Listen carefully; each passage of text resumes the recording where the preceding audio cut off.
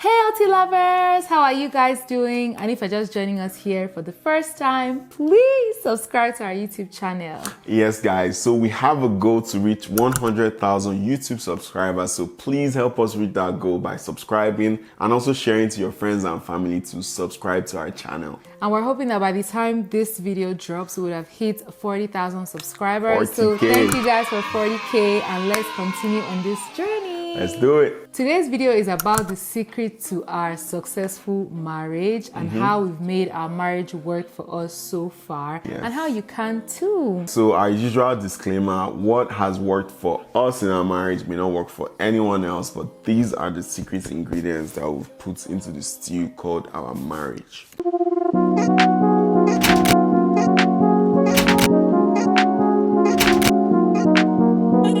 So, secret number one. Are you taking down notes? You need to be taking down notes. The first thing that I feel has made our marriage work so far is our friendship. If you don't know by now, Dorothy and I were really good friends. We play a lot. We had a friendship before we develop that into a relationship, then a marriage. So I feel like I don't get tired of her, she doesn't get tired of me, because we always have that friend in us, even if we're annoyed with like the married partner side of everything. Yeah, and like you said, the core of our relationship and our marriage is the friendship, in the sense that, you know, when you guys have a friendship, when you develop that friendship, you know, when you fight, you start to miss your friend. Even if you don't miss your lover, even if you don't feel like, you know, touching each other right now, just having that one person to talk to, if you see that person in your partner, then I think it goes a long way with your relationship and how it evolves and the good side of it, right?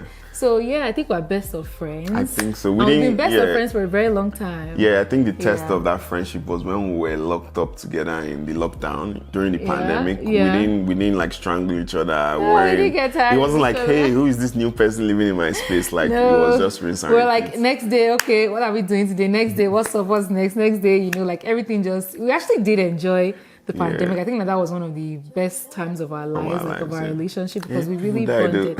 I'm so sorry. Yeah, I do not mean to offend anyone. Yes. But in terms of our relationship, just being forced to stay with each other just to rebond made it blossom even more.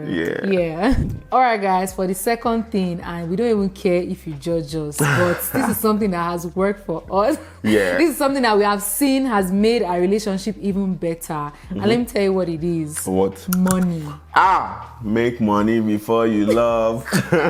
Let's be real. Let's be real, guys. Let's not deceive ourselves. Let's not pretend like poverty and love go hand in hand. No. So are you saying if there was no money, we wouldn't be in love? No, I think we would be in love, but they said, like, you know, we're here to tell people how our relationship has evolved, how we've made things better for ourselves, and working hard and making money and using the money has definitely helped us. Let's be real. Like, crucify us, we don't care, but we're telling you guys what it is. Working hard, making the money and using the money, because the truth is that, like, even the Bible says it's money answereth all things, right? Like in a relationship, you really went to the Bible. You know what's up, man. It's Pastor Olus on this one. I feel like, yes, like, to be honest, I wouldn't even be in a serious relationship if I wasn't making like some change. You understand? At least money to keep myself and to treat my girl, because it's even deeper than just money, right? You start going into people's love languages now. Dorothy's love language is expensive things, is it not? You understand? So how do I want to communicate that love language if there's no money? My own love language too is expensive things, because I have the finest taste, right? So how does she want to spoil me? You understand? She has to buy me that expensive watch you bought me now. You understand? If you don't have money, what is it Casio you buy for me? I'll reject it. No shade to Casio. No shade. But I feel like, it's really important to be able to, like, apart from even just providing, like, obviously God provides for everyone, right? Having a good place to live, having good clothes to wear, having good food to eat. There are other things looking good, feeling good. You are smelling good, you understand? I feel like there are other elements like, we're able by God's grace to go on a vacation, to go on a trip, or we're able to go on date nights and say, I don't want my wife to cook. That was the way of spoiling my wife, you understand? In this marriage, if she was cooking every night, she'd be frowning now. I'm like, babe, we're not cooking tonight. Let's take some money from our accounts. Let's go and eat some mad food, you understand? So That's the justification I don't know. for it. Let us know what your thoughts are in the comments below, but that's just what we feel. Money is very important in your relationship. What do you think? I'm actually eager to hear. Yeah, well, we're curious. Yeah, let's see.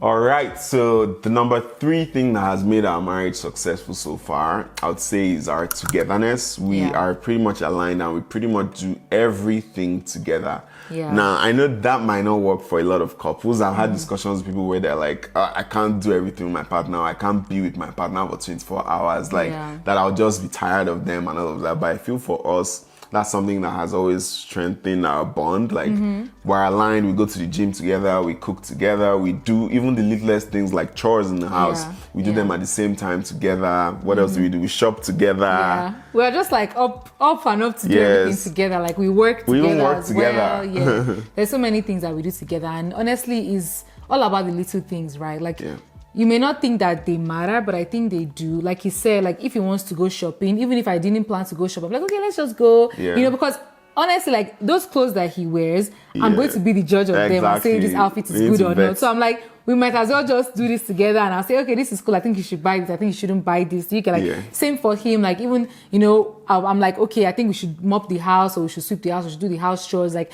we live in a house that is upstairs, there's downstairs. Am I going to be the one to do everything? No. Is he going to be doing everything? No. So we just find ways to do all these things. Like, okay, let's plan this. Make a fun activity. You know, make a fun activity as well. And let's do this. And this also brings us to our next point. The reason why we actually did this video is because people are always asking us, oh, you guys are amazing couple. You guys look so good. How do you guys, you know, make this marriage work, this marriage of a thing? Obviously, marriage is not easy. People are hearing horror stories about marriage, but we're just compiling all these things to let you guys know how things have been working for us so far. And overall, we actually also created an ebook called The Lover's Guide. The edition that we have right now is how you can build and maintain a healthy relationship. So we've compiled 30 different things, 30 different actions that you and your partner must do together or for each other. I will give an example. Something in there is about, you know, giving gifts to each other. So obviously one person isn't just going to give the other person a gift. The other person has to get the other one a gift. And just little things like that. And little things really matter, best believe. And the reason why we compile these things is because these are the things that we have done over time that may seem weird to other people. They may seem random and they may seem like they don't have any impact, but actually they do. And we actually put a lot of thought into this. We thought back and, you know, through our experiences, and thank God we document our memories and our experiences. So we also reference many things like, oh, we did this, we did that. Oh, wow, this is what came out of this. This is what came out of that. We think everyone should do this too. So we're going to leave the link, you know, below in the description box. It's actually also on our website. There's a whole tab there for the Lover's Guide. Please have a look at it and get it for yourself and see if it works, right?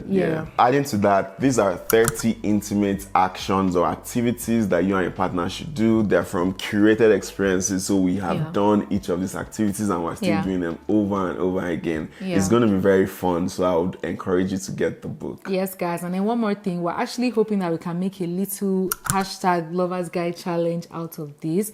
But I think we're going to give you guys more details on that soon. But we just thought to plant the seed. Hope you're following us on Instagram. Yes. Number 4 on this journey of making your relationship better and how we did that for ourselves too is communication. We cannot stress this enough. In fact, it may even sound cliche, but you need effective communication in a relationship. Here we tell each other anything and everything, even though there are some things that maybe we don't tell each other immediately or we spend time, but eventually we get to the point where we just have to tell the other person how we're feeling, what went on, what's going on in our lives, in our minds, in our emotions. It's a safe space. It's a safe space, honestly. And even down to little things like your finances as well. I feel like there's a lot of spouses out there who don't want to open up to each other about their finances, but it's not like, you know, I don't know, you guys are in this together. It's meant to be us against the world. So you guys should be able to tell each other the state of things in your life, you know, no matter what. And I feel like communication, like effective communication and telling each other everything is also a really good tool for accountability in every relationship because like you said, right, if I go and spend our life savings on gambling, for instance, and I know I had to tell you that, then I wouldn't want to do it, right? Because I'm like, shit, how am I going to tell her that I did this, right? So it helps you be more accountable to your partner as well. You're so correct. I actually never even thought about it that way because truly there are some things that I'm like, if I do this, how am I supposed to go back and tell my spouse? Exactly. Oh my God, imagine if you cheat on your partner now, you cheat on your partner, you don't get home, now say, how was your day? And I'm like, I met this girl and we how do you want to explain it? And I think that one thing about life too that I've come to understand, like even in our ups and downs in our relationships, is that things always come out. Like so exactly. Earlier so you tell your spouse, the better. You know, we're not saying that we're innocent or holy or whatever, but it's just that the fact that you have to tell your spouse, even in life we're generally. Innocent now. No, we're innocent. I'm just saying, like, we're innocent.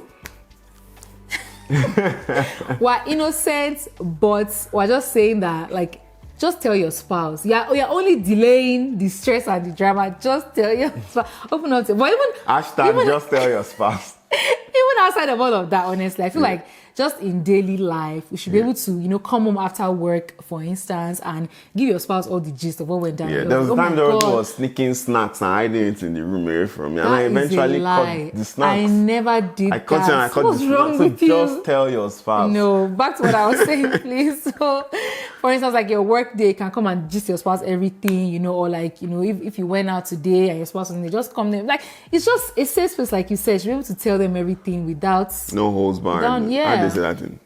No reservation. No holds barred. No holds barring.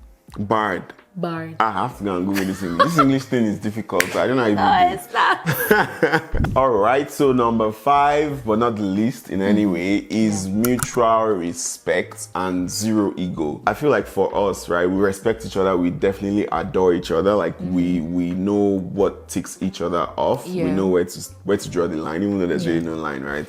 But we just know, right? Yeah. So I feel like not also having ego and respecting each other, it helps when we're telling each other everything, or when we're even in arguments. Like we're able to resolve them quickly. We're able to. I mean, she's not going to tell me something in a safe space, and I will now come and say it back when we're fighting, or use it to taunt her, right? Because that means I don't have respect for her and that confidence that she put in me, right? And vice versa.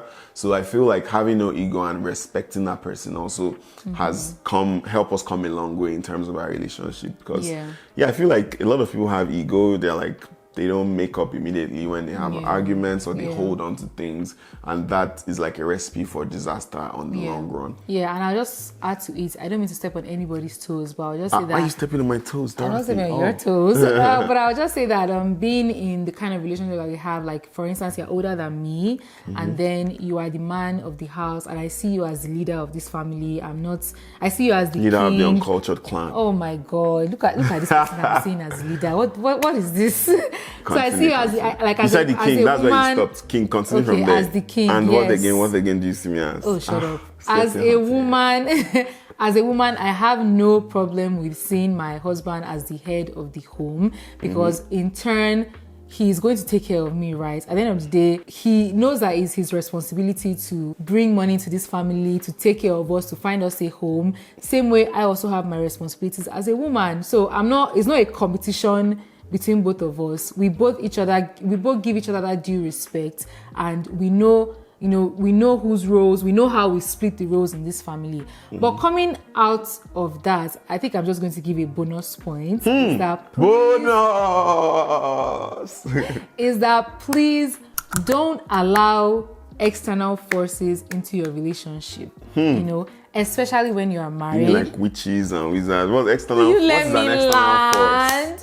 Will you let me land? Okay. So I understand that when you are in relationships, like when you are in a relationship with someone, like when you're boyfriend and girlfriend or fiance or whatnot, like you obviously have friends and family around you who you may run to if anything comes up. But I feel like when you seal the deal and you become married, nobody else should know about your relationship and the intricate things that happen in it and your relationship dynamic. So wait, I'm going to stop you there. Pause. But we just told them the 5 secrets that make our marriage work. But I didn't know external forces. But we didn't tell them the nitty-gritty. Do you get, like, these are the things, these are the principles, and the principles are what count. Oh, yeah, anyways, back to what I was saying. Yes, every relationship dynamic is different, and I wish many people in this world will understand that. Now, me that I've said that I see him as the head of the home and blah blah blah, there's people out there who maybe the wife is earning more money than the man, and the wife is the one responsible for taking care of the home, and that's fine.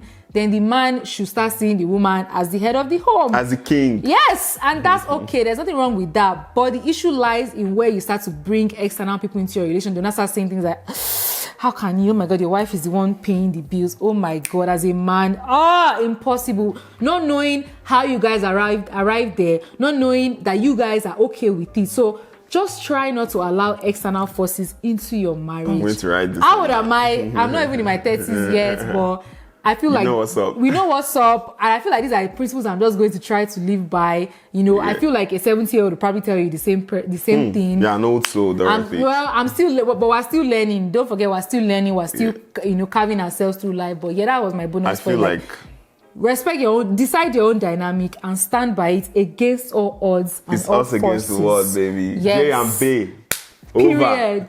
I feel like that whole topic, like that bonus point you just touched on, is a whole topic for another day. Like, what are the roles of, like, gender roles or husband and wife roles in a relationship? Let us know if you want us to dive deep on that. Yes.